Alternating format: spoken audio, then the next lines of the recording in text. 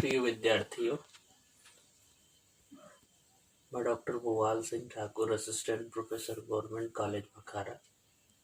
आज हम छायावाद के 4 स्तंभों में से एक और आयु क्रम में सबसे बड़े जयशंकर प्रसाद के जीवन एवं रचना संसार पर बातचीत करेंगे। जयशंकर प्रसाद का जो जीवन काल था 1889 से 1937 का ये जीवन क्रम है उनका। 1889 से लेकर 1937। छायावाद की चर्चा के दौरान हमने आपको बताया कि छायावाद का पूरा समय सामाजिक, धार्मिक और राजनीतिक जागरण का समय था और लोग, देशवासी गुलामी के अंधकार को चीरकर आजादी के प्रकाश में आने के लिए सामूहिक प्रयत्न कर रहे थे। इस पूरे दौर को देखते हैं, जयशंकर प्रसाद के पूरे समय को, तो एक साथ रामकृष्ण परमहंस, स्वामी विवेकानंद, महात्मा गांधी, रविंद्रनाथ टैगोर, स्वामी दयानंद सरस्वती, इन सब का प्रभाव समाज में, इन नए विचारों के जो नवोन्मेष था उसका प्रभाव हमें समाज में दिखाई पड़ता है। जयशंकर प्रसाद का जो जीवन है, उस जीवन की जो शुरुआत है उस पर बात करने के पहले जयशंकर प्रसाद कहाँ के निवासी थे, इस पर हम चर्चा करते हैं। जयशंकर प्रसाद का जन्म वाराणसी में हुआ, जिसे बनारस भी कहा जाता है। और बनारस कला, संस्कृति, साहित्य, धर्म की एक ऐसी नगरी है जिसकी विशिष्टता किसी से छिपी नहीं है। चाहे काशी का इतिहास, मोतीचंद्र द्वारा लिखित काशी का इतिहास हम पढ़े या कोई भी साहित्यकार की चर्चा करते हैं, अधिकांश साहित्यकार इलाहाबाद और बनारस दो ऐसे शहर हैं जिससे प्रेरणा लेते हैं और कोई न कोई संदर्भ उनके जीवन का इन दो शहरों से जरूर मिला होता है। जयशंकर प्रसाद बनारस के रहने वाले थे। बनारस के एक प्रतिष्ठित परिवार में देवी प्रसाद जी के घर उनका जन्म हुआ। उनका परिवार एक ऐसा परिवार था बनारस का कि काशी नरेश के सम्मान के बाद एक ऐसा परिवार जयशंकर प्रसाद का, जिनका पूरे बनारस में मान सम्मान होता था, क्योंकि जयशंकर प्रसाद के पिता, उनके पितामह एक ऐसे संस्कार के व्यक्ति थे जो साहित्यकार को, कलाकार को, पहलवान को या किसी भी क्षेत्र के जो भी महारथी रहे, देश विदेश से आने वाले, उन सब का बराबर मान सम्मान किया करते थे और जानते थे कि दुनिया अगर सुंदर है तो दुनिया विशिष्ट जो कला, संस्कृति, साहित्य से जुड़े लोग हैं उनकी सुंदरता से ये दुनिया सुंदर है। इनका बहुत मान सम्मान था। इनके पिता का नाम देवी प्रसाद था और सुंघनी साहू के नाम से जयशंकर प्रसाद का परिवार प्रसिद्ध था बनारस शहर में। सुंघनी साहू इसलिए क्योंकि ये सुरती का व्यवसाय करते थे। सुरती अर्थात तंबाकू, और तंबाकू जिसको सुरती कहा जाता है, और उसमें भी तरह तरह के तंबाकू और इत्र भी उसमें शामिल था, तो उनका परिवार का नाम ही पड़ गया सुंघनी साहू। तो सुंघनी साहू कहा जाता था जयशंकर प्रसाद के परिवार को, और एक प्रतिष्ठित परिवार, सभी प्रकार से लब्ध प्रतिष्ठ परिवार में उनका जन्म हुआ। उनके परिवार के लोग शिवोपासक थे, शिव की उपासना करते थे। जयशंकर प्रसाद को उनके पिता बड़े मान ईश्वर आराधना के बाद प्राप्त किए थे। सबसे पहले वो झारखंड की यात्रा किए, उस समय बिहार था, बाबा वैद्यनाथ के दर्शन किए। उसके बाद वो महाकाल गए और कुछ दिनों पश्चात जयशंकर प्रसाद का जन्म हुआ।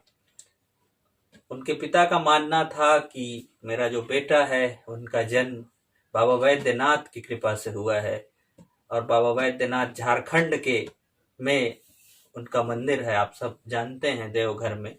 तो जयशंकर प्रसाद का नाम इसलिए उनके पिता ने झारखंडी रख दिया, झारखंडी कहते थे बचपन में उनको, शिव की कृपा से हुआ है ऐसा था मान, इसलिए उनको झारखंडी ही कहा गया बचपन में जयशंकर प्रसाद को।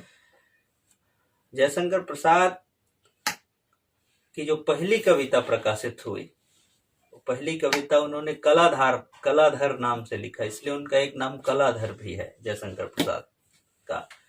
शुरुआती शिक्षा से लेकर 8वीं तक की शिक्षा उन्होंने क्वींस कॉलेज वाराणसी में प्राप्त किया। उसके बाद पढ़ाई रुकने के बाद उन्होंने स्वाध्याय किया और स्वाध्याय से उन्होंने हिंदी, अंग्रेजी, उर्दू, संस्कृत इन सब पे महारत हासिल किया। रसमय सिद्ध और दीनबंधु ब्रह्मचारी इनके गुरु थे, जिनके मार्गदर्शन में इन्होंने ज्ञान की विभिन्न बातें सीखी और जीवन में आगे बढ़ने के लिए प्रेरित हुए। उसी समय इनके जो अंबिका प्रसाद गुप्त थे, उनके संपादन में इंदु निकलता था, जो जयशंकर प्रसाद के भांजे थे। तो उनमें इनकी बहुत सारी कविताएं प्रकाशित होना शुरू हुआ और कई कविताएं जयशंकर प्रसाद की आई। जयशंकर प्रसाद का जीवन काफी सुख से बीत रहा था, पूरा बचपन काफी सुखमय रहा। लेकिन जैसे ही ये 11 वर्ष के हुए, इनके पिता का देहांत हुआ, कुछ दिनों बाद माता जी का देहांत हुआ और शिवरत इनके बड़े भाई का नाम था, वो सब कुछ संभाल रहे थे। 13-14 वर्ष के रहे होंगे जयशंकर प्रसाद, उसी समय इनके भाई का भी निधन हो गया। तो एक जीवन जो चल रहा था, सुखमय जीवन, उस जीवन में एक बड़ा परिवर्तन आया, बड़ा मोड़ आता है जयशंकर प्रसाद के जीवन में। और सारा घर का भार, एक संयुक्त परिवार रहता है, उस पूरे घर का दारोमदार जयशंकर प्रसाद के कंधों पर आ जाता है। जयशंकर प्रसाद अपने कविता के प्रेम से पहली वरीयता घर को संभालने में देते हैं और घर को संभालते हुए उस समय तक जब जयशंकर प्रसाद के कंधों पर सारी जिम्मेदारी दी जाती है, उस समय तक आते आते घर की आर्थिक स्थिति काफी खराब हो जाती है और काफी कर्ज में लग जाते हैं। देखते देखते वो सारा वैभव का जीवन एक अलग किस्म के जीवन में परिवर्तित हो जाता है और बहुत सारी चुनौतियां जयशंकर प्रसाद के सामने आ जाती हैं। लेकिन जयशंकर प्रसाद उन चुनौतियों का सामना करते हैं और एक अलग संदर्भ जो इनके जीवन का था, जयशंकर प्रसाद के जीवन का, वो ये था कि जयशंकर प्रसाद इतिहास के मीमांसक थे। इतिहास, दर्शन, संस्कृति के गहरे बोध के जानकार थे। इनके नाटकों में या इनकी कहानियों, इनकी कविताओं में जब हम देखते हैं तो जो लंबी भूमिकाएं होती है, वो इतिहास की चीजों को एक नए ढंग से हमारे सामने रखते हैं। तो जयशंकर प्रसाद इतिहास के माध्यम से, दर्शन के माध्यम से, संस्कृति की विभिन्न आयामों के माध्यम से बहुत सारी बातें अपनी रचनाओं में कहते हैं। जैनेन्द्र एक चीज कहे हैं, जैनेन्द्र बहुत पास रहे, जैनेन्द्र प्रेमचंद का इनसे बड़ा मधुर संबंध रहा प्रसाद का। तो जैनेन्द्र कहते हैं कि जो सबसे बड़ा गुण मुझे जयशंकर प्रसाद में दिखाई दिया, उनके व्यक्तित्व की बड़ी विशेषता थी अविश्वास की कसौटी। जयशंकर प्रसाद देश की जो भी मान्यताएं थी, जो भी लोक विश्वास था, ये कोई भी चीज को अविश्वास की कसौटी में कसकर, अर्थात तर्क के धरातल से देखते थे और तर्क के धरातल में उन मान्यताओं को एक नई तरीके से देखते हुए उनको अपने युग संदर्भ से जोड़कर व्याख्यायित करते थे। अब हम उनके रचना कर्म पर चर्चा करते हैं। जयशंकर प्रसाद के रचनात्मक अवदान पर जब हम देखते हैं बच्चों, तो छायावाद का जो पहला काव्य संकलन प्रकाशित हुआ 1918 में, जिसका नाम झरना है, उसके कवि जयशंकर प्रसाद थे। जब देश में राष्ट्रीय आंदोलन गांधी के नेतृत्व में चल रहा है, चाहे असहयोग आंदोलन हो, चाहे सविनय अवज्ञा आंदोलन हो, इन आंदोलनों के दौर में जयशंकर प्रसाद इतिहास की ओर जाते हैं और इतिहास से शक्ति अर्जित करते हुए देशवासियों को इतिहास की तरफ ले जाते हैं। और इतिहास की तरफ वे इसलिए ले जाते हैं कि जब वर्तमान की स्थिति पराजित मानसिकता से ग्रस्त हो जाए तो व्यक्ति को अपने अतीत में झांकना चाहिए और देखना चाहिए कि वे अतीत में कितने महान थे और उनकी परंपराएं किस तरीके से सूरवीरता से भरी हुई थी। वे अतीत की ओर जाते हैं और अतीत की ओर जाकर राष्ट्रीय आंदोलन को, राष्ट्रीयता की भावना को आगे बढ़ाते हुए पूरे देशवासियों को जागृत करते हुए कहते हैं कि हिमाद्रि तुंग श्रृंग से प्रबुद्ध शुद्ध भारती, स्वयं प्रभा समुज्वला स्वतंत्रता पुकारती। अमर्त वीर पुत्र हो, दृढ़ प्रतिज्ञ सोच लो, प्रशस्त पुण्य पंथ है, बढ़े चलो बढ़े चलो। असंख्य कीर्ति रश्मियां विकीर्ण दिव्य दाहसी, सपूत मातृभूमि के रुको न सूर साहसी। अराति सैन्य सिंधु में सुड़वाग्नि से जलो, प्रवीर हो जयी बनो, बढ़े चलो बढ़े चलो। एक तरफ गांधी का सत्याग्रह चल रहा है और दूसरे तरफ उसी के समानांतर क्रांतिकारी आंदोलन भी चल रहे हैं। इन दोनों के प्रेरणा पुंज, इन दोनों के की भावनाओं को जब हम इस गीत की आत्मा में जाकर झांकते हैं तो हमें पता चलता है कि जयशंकर प्रसाद की आत्मा, जयशंकर प्रसाद की जो हृदय है वो किस तरीके से राष्ट्रीयता से ओतप्रोत था। जिस समय कवि, मूलतः तो जयशंकर प्रसाद कवि हैं, लेकिन उसी दौर में जयशंकर प्रसाद नाटकों की पूरी श्रृंखला भी लिखते हैं, जिस इतिहास की मैं बात कर रहा था। और उस समय को प्रसाद युग कहा गया है नाटक के क्षेत्र में। कविता के क्षेत्र में 4 प्रधान कवि छायावाद में हैं और उसी समय जो नाटक का पूरा दौर चल रहा है वो पूरा प्रसाद युग चलता है। तो जयशंकर प्रसाद कवि हैं, काव्य तो लिखते ही हैं, साथ ही वे एक सफल नाटककार भी हैं, निबंधकार भी हैं, एकांकी भी लिखते हैं। तो जयशंकर प्रसाद की इन सभी विधाओं में, जयशंकर प्रसाद के काव्य की चर्चा करते हुए बहुत सारे उनके काव्य हैं। आंसू, लहर, झरना, प्रेम प्रतीक, उनके कालक्रम के साथ अभी आपकी स्क्रीन में दिखाई देंगे। चित्राधर ब्रजभाषा की कविताएं हैं जो 1918 में आई। फिर प्रेम प्रतीक ब्रजभाषा रूप 1909 में। पहले वो ब्रजभाषा में लिखा करते थे, फिर बाद में वो खड़ी बोली में लिखना आरंभ किए। इसी प्रेम प्रतीक का 1914 में खड़ी बोली में संस्करण आया और छायावाद की पहली काव्य संकलन झरना का प्रकाशन 1918 में हुआ, जिसकी चर्चा मैंने कुछ समय पहले किया था। आंसू जो काव्य संकलन है इनका उसका प्रकाशन 1925 में हुआ। लहर का 1935, कामायनी का 1937 और फिर उनके नाटकों की बात करते हैं तो राज्यश्री 1915, फिर अजातशत्रु 1922, स्कंदगुप्त 1928, चंद्रगुप्त मौर्य 1931, ध्रुव स्वामिनी 1933। इसी प्रकार उन्होंने उपन्यास भी लिखे। कंकाल 1929, तितली 1934, इरावती 1940 जो अपूर्ण उपन्यास है उनका इरावती, उसका प्रकाशन 40 में हुआ। उनकी कहानियों के 5 संकलन आए, इसमें 70 कहानियां हैं। निबंध इनके प्रसिद्ध हैं, काव्य और कला तथा अन्य निबंध। अब हम बात करते हैं इनकी कविताओं की ओर। तो सबसे पहले आंसू की बात करते हैं। आंसू एक विरह काव्य है जो अपनी मूल प्रकृति में लोक मंगल की रचना है। जयशंकर प्रसाद अपने इस काव्य में आखिरी में लिखते हैं सार रूप में, सबका निचोड़ लेकर तुम सुख से सुखे जीवन में, बरसों प्रभात हिमकंसा आंसू इस विश्व सदन में। तो ये जो आंसू है ये साधारण, ये व्यक्तिनिष्ठ आंसू नहीं है, क्योंकि छायावाद का जो मैं है प्रत्येक प्रबुद्ध भारतवासी का मैं था, एक सामूहिक चेतना का प्रतीक था। तो जो आंसू है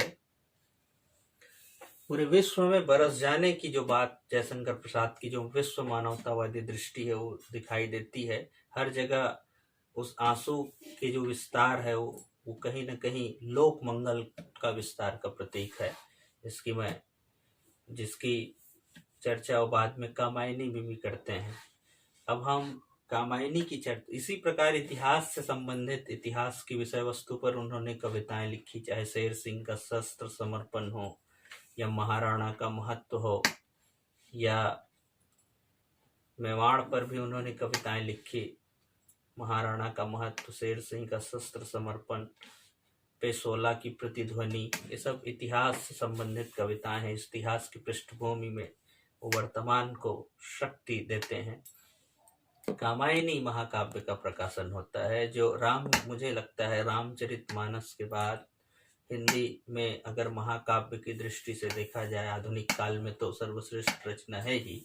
अगर दो महाकाव्य देखा जाए तो एक सर्वश्रेष्ठ महाकाव्य रामचरितमानस तो है ही, लेकिन उसके बाद जो कामायनी का प्रकाशन है वो हमारे हिंदी साहित्य की एक अनूठी उपलब्धि है, जिस उपलब्धि में अनेक मनोभावों को पात्र बनाकर अलग अलग रूपों में जयशंकर प्रसाद प्रस्तुत करते हैं और जीवन को एक समग्रता में दिखाते हैं।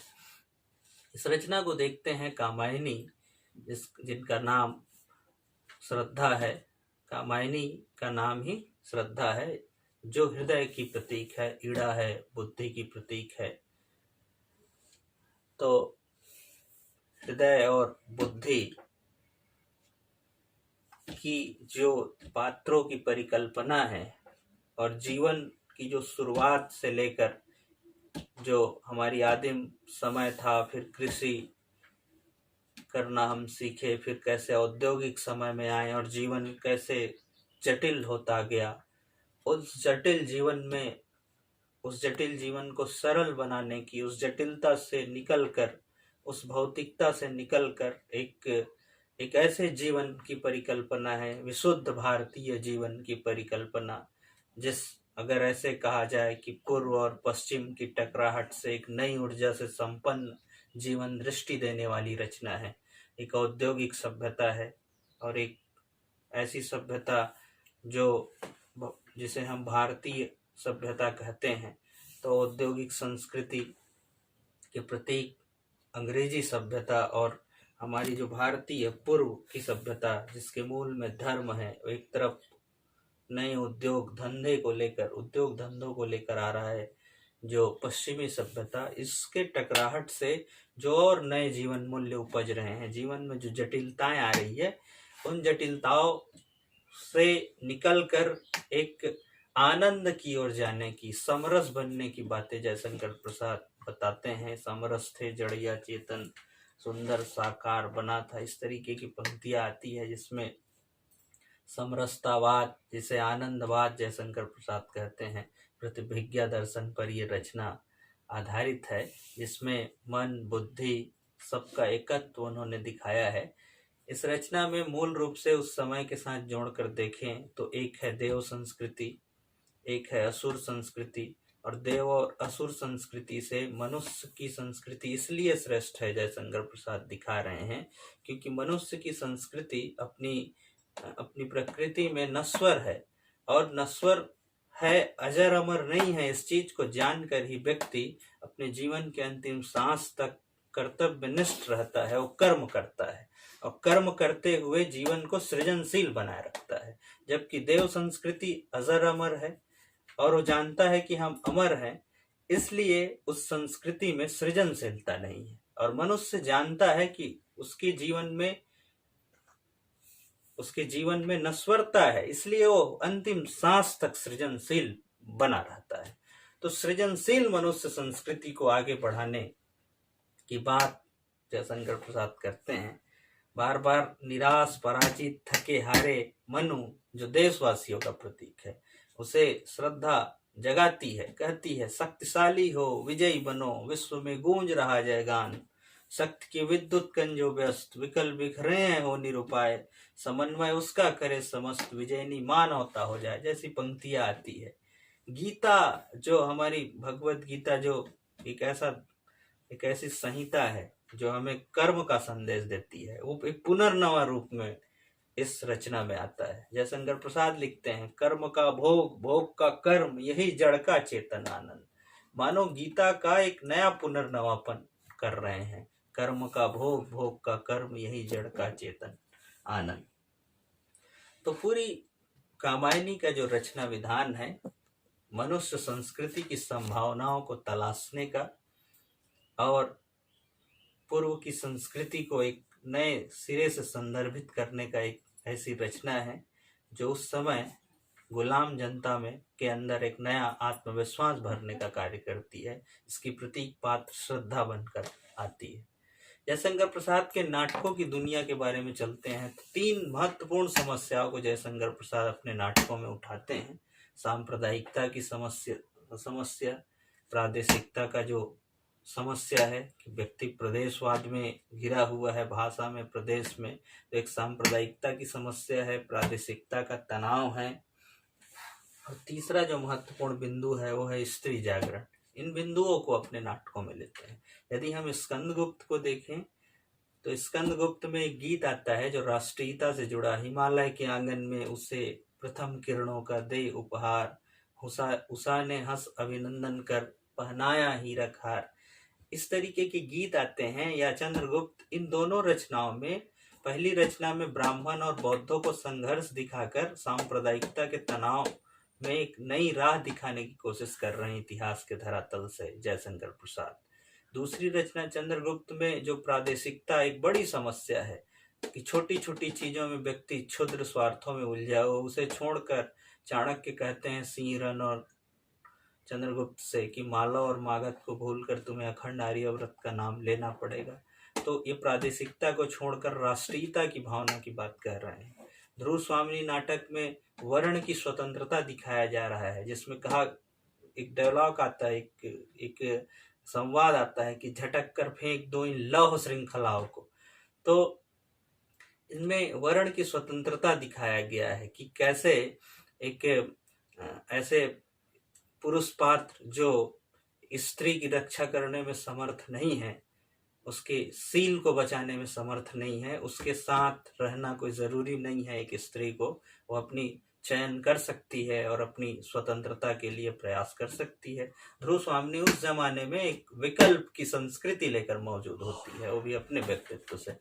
तो इस तरीके से स्त्री जागरण हो, राष्ट्रीयता हो, प्रादेशिकता की भावना को तोड़कर अखंड आर्याव्रत या राष्ट्रीयता की भावना जगाना हो, सांप्रदायिकता की समस्या को खत्म कर एकता का भाव जगाना हो, इन सब चीजों को जयशंकर प्रसाद अपने नाटकों में दिखाते हैं।